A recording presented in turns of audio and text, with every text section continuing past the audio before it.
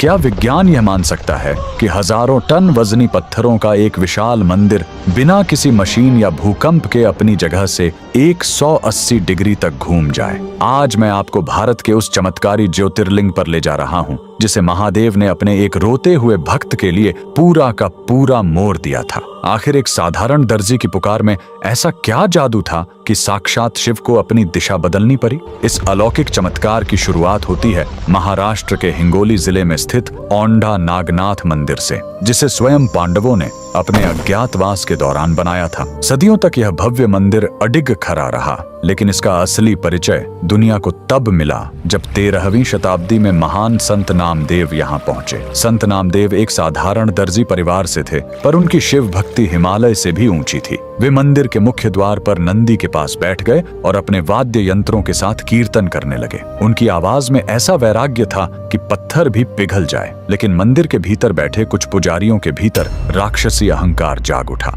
उन्हें लगा कि एक नीची जाति के इंसान का यहाँ बैठना उनकी पवित्रता को भंग कर रहा है। अपने पद और जाति के नशे में अंधे होकर उन्होंने संत नामदेव को धक्के मारकर बाहर निकाल दिया और चिल्लाए, तेरी यहाँ बैठने की औकात नहीं है, जा मंदिर के पीछे जाकर छिप जा। अपमान से टूटे हुए नामदेव ने कोई विरोध नहीं किया। वे चुपचाप उठे और मंदिर के बिल्कुल पीछे एक सूनी पत्थर की दीवार के सामने जाकर बैठ गए। उनकी आंखों से आंसुओं की अविरल धारा बह रही थी, पर उनके हाथ कीर्तन करते रहे। उन्होंने एक अत्यंत हृदय विदारक भजन गाया, हे भोलेनाथ, अगर मैंने नीची जाति में जन्म लिया तो इसमें मेरा क्या दोष? क्या आप भी मुझे दुनिया की नजरों से ही देखते हैं? उनकी उस पुकार में इतना दर्द था कि कहते हैं साक्षात ब्रह्मांड का कलेजा कांप उठा। और फिर वो हुआ जिसने इतिहास बदल दिया। अचानक आसमान में प्रलयंकारी काले बादल छा गए, धरती जोर जोर से हिलने लगी और एक ऐसी गगन भेदी आवाज गूंजी जैसे पहाड़ टूट रहा हो। महादेव ने अपने सच्चे भक्त की लाज रखने के लिए